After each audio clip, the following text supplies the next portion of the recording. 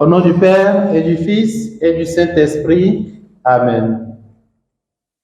Viens en nous, Esprit créateur, visite les âmes de tes fidèles, emplis de la grâce d'en haut le cœur que tu as créé.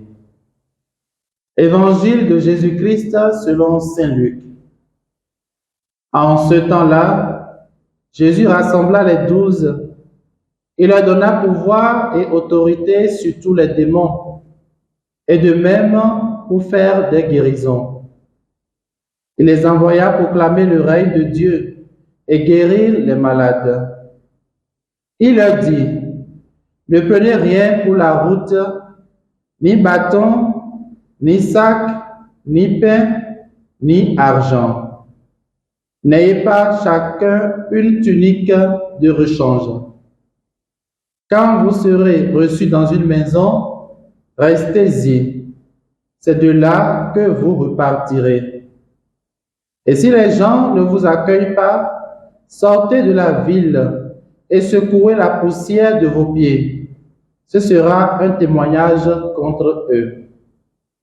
Ils partirent et ils allèrent de village en village, annonçant la bonne nouvelle et faisant partout des guérisons. Acclamons la parole du Seigneur. Louange à toi, Seigneur Jésus.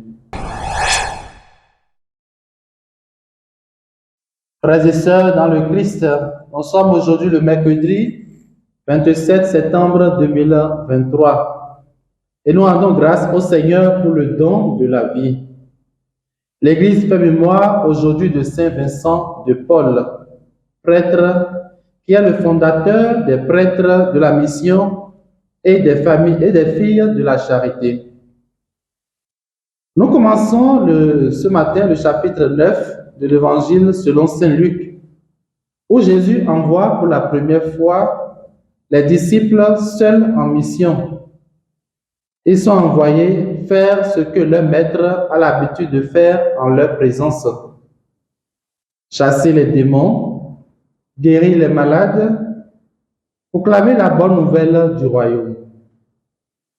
Et pour réussir cette mission, ils doivent éviter tout encombrement et faire confiance à la providence divine qui, elle seule, assure le suivi. Les populations doivent aussi les soutenir en échange des services qu'ils auront rendus. Frères et sœurs, la même mission en tant que chrétiens nous est confiée ce matin, avec la nécessité de l'adapter à notre situation de vie. Nous sommes alors invités à proclamer l'Évangile par notre parole et par notre style de vie, à libérer nos frères et sœurs des forces du mal, des dépendances de toutes sortes qui les asservissent, à être des sources de guérison. Puisse Saint Vincent de Paul intercéder pour tout un chacun de nous et que Dieu Tout-Puissant vous bénisse et vous garde dans sa joie et dans sa paix. Au nom du Père et du Fils et du Saint-Esprit. Amen.